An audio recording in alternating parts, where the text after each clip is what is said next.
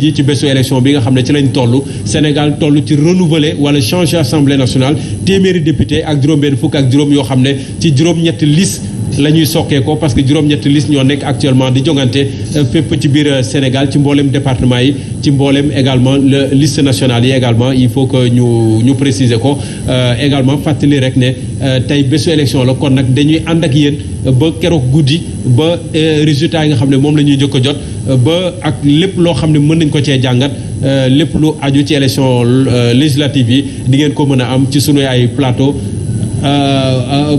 point nag peut-être situation bi xëy na dinañ fa delluwaat ci kanam tuuti ne ñi voté ba pare dañoo toog di xaar ndeysaan góor gi voté moom tamit mu mën a génn xëy na tam ñu gunge ko sargal ko ça également c'est une autre facette beneen charme élection au Sénégal surtout quand il s'agit de maître Abdoulaye Wade. Effectivement te conditions yi ma gis ni permettre ko sax mu war a mën a def déclaration encore une fois li am solo rek moo di qu'il soit véritablement mis à l'abri de toute forme de bousculade et parce que itam comme ni ñu ko waxee sànq rek mag la waaye itam Sénégal dëgg la ñun dañoo mën a sargal mag te def naa ni sargal mag nag mooy cofeel bi nga xam ne nit ki dañoo juddu xàmmee ko xam ko mu wëlbati ko nekk suñu président wëlbati ko nekkaat nit koo xam ne mi ngi wéyal benn combat véritablement par rapport ak li nga xam ne moo di devenir u Sénégal te nit ku yu mel noonu nag il faut quand même ñun que l'on n'ait pas honte de notre propre histoire que l'on n'ait pas honte de nos idoles il faut quand même ñu leen di wane il faut ñu leen di fësal il faut ñuy war a mën a tibb ñun ci suñu propre identité ñi nga xam ne dañ koy incarner ci góor ak ci jigéen pour war leen mën a tudd ndaw bi nga xam ne judd na ëllëg wala bu juddu tey xamul diw ak diw war nañ ko mën a jàngal ba mu xam kan moo doon Majhemout Diop war nañ ko mën a jàngal kan moo doon maître Babacar Niang war nañ ko mën a jàngal kan moo doon Cheikh Anta Diop war nañ ko mën a jàngal nag Abdoulaye Wade bii nga xam ne yàlla mi ngi koy dénk bakkante yàlla na ko yàlla yokkal ko mboolem jullit ñu war mën a xam Abdoulaye Wade moo di kan dëgg ak lan la def si li nga xam ne moo di lutte par rapport justement à la démocratie sénégalaise par rapport au renforcement de la démocratie sénégalaise par rapport au renforcement des acquis démocratiques bu mu nekkee président dëgg fan la jëlee Sénégal ak fan la ko yóbbu yooyu yëpp dina baax parce que itam ñun dañoo am ay patrimoine encore une fois am na ñoo xam ne ils ne sont plus de ce monde là mais on ne doit pas les ranger dans les tiroirs de l'oubli on doit pouvoir tirer ces tiroirs là wan ndaw ñi wan Sénégalais gi wan ko Afrique ne ñun nous sommes fiers d'avoir eu véritablement au Sénégal des hommes de valeur des femmes de valeur yoo xam ne ñoo permettre tey dimanche bi ñu organiser des élections yoo xam ne dañuy jàpp ne dina transparent ba pare démocratique waa Régis fu ñu mën a dem wala kenn nekkagul ci ligne bi en attendant peut-être que ñu am keneen Mansour Abdoulaye Wade moom ak lépp lu ñu mën a wax ci moom duñ ci mos a doyal. non duñ ci doyal. waaw parce que Abdoulaye Wade rek ne serait-ce que moom rek jàngat la. duñu ci doyal. moo tax ma bëgg lool partem bi di PDS. Abdoulaye mu ngi wax patrimoine. ci Abdoulaye Wade ci boppam ñeel Sénégal. waaye partem bi nag. xam ne li mu ñu jàngal ci démocratie. jëkk fi indi alternance. ñuy wax ay coalition moo ko fi jëkk indi. wala bokk na si ñu ko fi jëkk indi bokk ci daaneel nguur ndax coalition. ci àndam baak coalition nekk réalité. waaw coalition mujj nekk réalité. création CAP 21 ak ndam si yàlla sa Iba Der Thiam. nga xam ni en tout cas bari na tey luy tudd ci wàllu politique gu Sénégal Abdoulaye Wade bokk na ci ñi ko fondé wala ñi ko jëkk indi Sénégal. donc faaw ñu rendre ko hommage moo tax partem bi war naa am loxo yu mu nekk nag. partem bi war naa am ku ko téye dëggantaan pour jàkkaarloo ak doxalin wépp doxalin mu méngoowul ak démocratie. Karim Wade sympathie bi nit ñi am ci papaam la ñu am ci moom parce que dafa am chance gouverner ci suufu nguuru baayam. am chance gouverner ba am base bu dëgër am chance su participer ci Sénégal ci yenn yu fi am ci ay réalisations.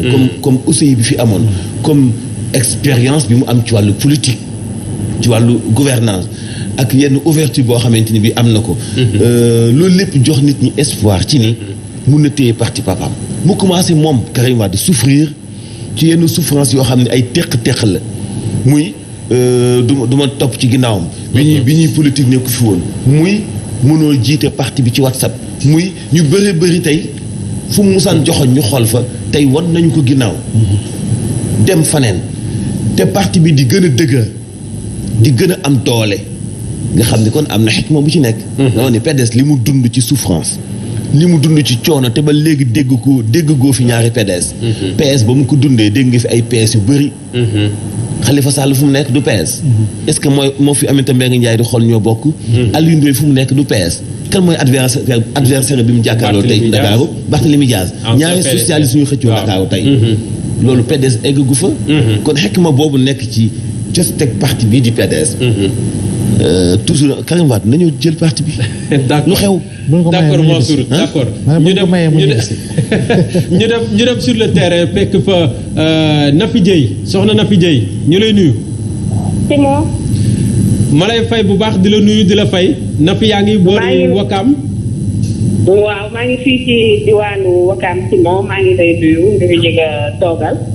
fii nag def nañ pratiquement 6 centres de vote mais fi nga xamante ni foofu la ñu gën a def taxaw seetlu moo di école El Hadj Mbaye Diop ak école Caen depuis 8 heures les votes se passent normalement nit ñaa ngi ñëw ci voté di dem mais le seul hic mooy affluence bi melul comme ni nga xamante ni noonu la daan mel ndax sur les 2 centres de vote lu tolloog 131 personnes ñoo jot a génn dem vote ji ñi nga xamante nag ñoom ñooy siégé ci yooyu le bureau de vote ñu ngi xam ne ni xëy na fii ak ngoon ñi nga xamante ni ñoom ñoo di votant yi danañu génn vote ji leneen loo xamante ni itam constaté nañu ko moo di ñii di représenté parti daanaka ñaari représentant la ñuy gis ci bureau de vote yëpp moo di représentant Benno ak Yewwi sinon ñi ci des manqué nañu bu baax ñoo xamante ni dañ leen di représenté ci yooyu les bureaux de vote pour le moment loolu rek dañu fi constaté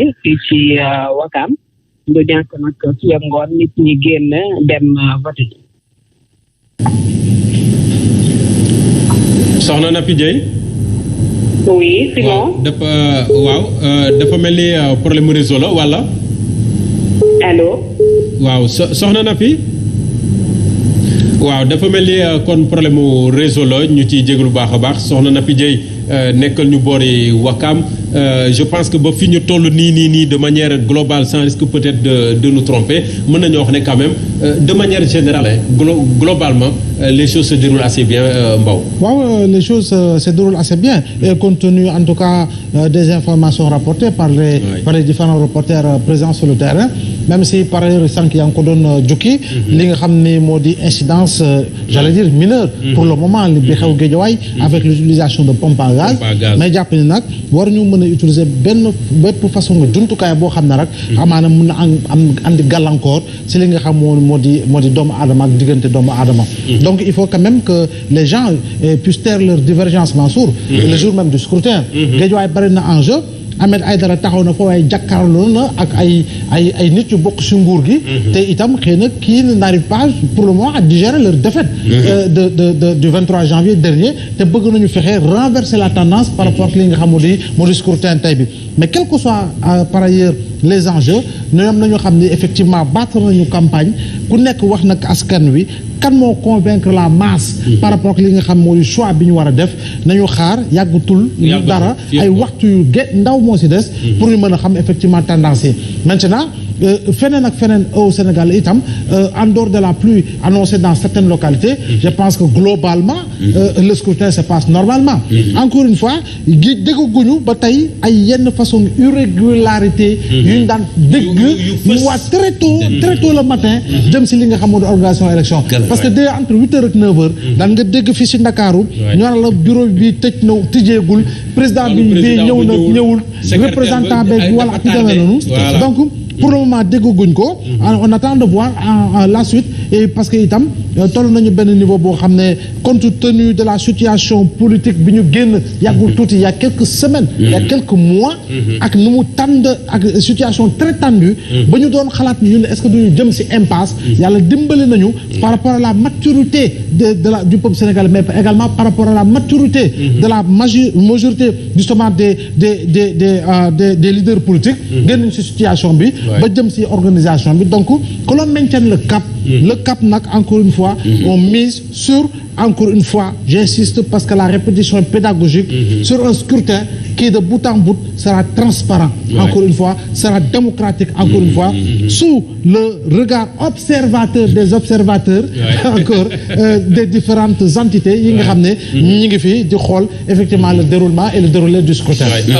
Mansour, même avis bi nga am parce que quand même quoi qu'on dise ay élection dañ daan seetlu ne peut-être bulletin yi manqué na fii wala doyul fii bulletin wu diw ñëwul et cetera mais def naa yooyu bu dee dégg nañ ko ren nit peut-être bëriwut. élection yi Macky Sall la nag.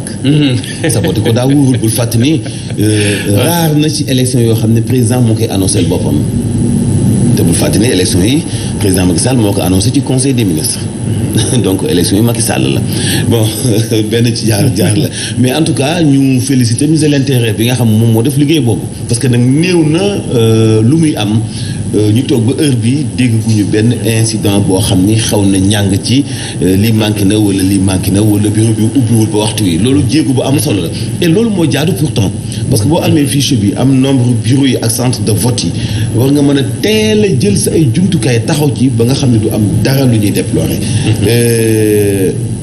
surtout ci jamono nawet bi nag xam nga manquement yooyu ñu doon noté bu ñu woon yokkuwaat ci jamono nawet bii nii mu gën a compliqué. kon daanaka daañu fi def ay élections yoo xam kenn mësu koo gis. problème bi mu des nag ci wàllu taux de participation. waaw loolooy damay bañ nag mu nekk Simon. damay bañ mu nekk lees waxul. damay njortu rek lees waxul. élections yi ni mu yombee at bii. ni campagne bi neexee.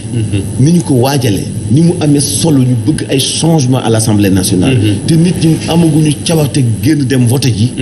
qu'est-ce qui se passe. waaw sànq joxe woon naa ay xëy na ay xalaat ci yenn ci ay candidats ay députés yoo xam ne duñ mën a bokk parce que dañu leen éliminer ci parrainage bi mais loolu benn dong la ci mais góob moo ne dinañ toog ba heure bi nga xam ne 14h mu ngi waaj a jot.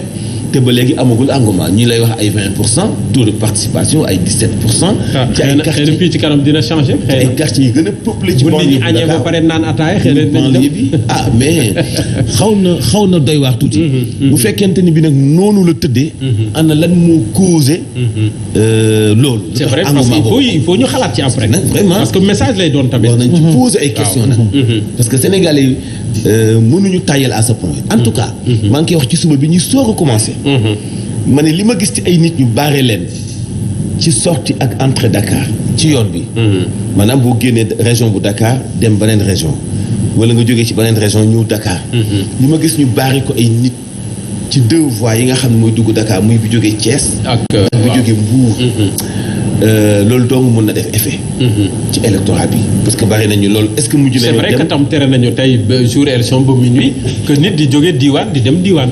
à moins que nga am possibilité def ko comme mel ni ñun mais est-ce que communiquer nañu ci niñ ci daan communiquer parce que dañu doon def arrêté ministériel. après jàllale ko ci rajo yi jàllale ko ci télé yi après ñu wax si. mais dégguma daanaka ñu wax ci wax bu am solo. donc loolu mun na ci def effet. mën na ci impacté def effet. mais bu ñu demee ba ay côté 17h daal. daañu gën a mën a jàngataat parce que toog élection yi ni mu yombee. ren dem jàppande te ba léegi nit ñi mënuñoo dem génn. man daal sama xel tey na ci. dinaa ci waxtaan ak ay spécialistes wax dëgg yàlla xool. lan moo sabab lii. parce que Abdoulaye man musuma gis lii man. musuma toog ñuy toog ba heure bii nii ak ni yëf yi ni mu waaj lépp noppee ñuy wax ay taux de participation 17% ay 20%. loolu peut-être jàngat lay laaj après bu ñu demee ba ci cëppaandaw la parce que quoi qu'on dise. il faudra décrypter naan ataaya ak café. waaw est-ce que bu ñu añee ba noppi sax gars yi ñu gën a tayal toog seen kër foofu. non dañu am ñu ñuy remplacer. ah ok non bu dee ñun. waaw leen coono tuuti yéen. waaw juste peut-être. pause bi mais xanaa vacances kii information bi nga xam ne. ñu ngi koy jot ci tête de liste départementale u Ziguinchor. xaw ma ndax jot nga ko. faisant allusion à un bus qui aurait quitté véritablement Dakar pour Ziguinchor. te def naa ni bu fekkee ni li mu siy jukki joxe ko si xibaar dëgg la. jàppee ni bus boobu am na ay nit yoo xam ne ñoom la ñuy woowee nervi daal ñoo xam ne ñoo si nekk te dañoo yore ay jumtukaay yoo xam ne daal mën na gaañ nit bu fekkee ni loolu tam am na xëy na autorité yi mën a anticiper rek ba nga xam ne jàmm gu ñu gis ba léegi jàmm jooju mën a wéy ba nga xam ne police Ziguinchor Bignona te mu nekk ay zones yu sensibles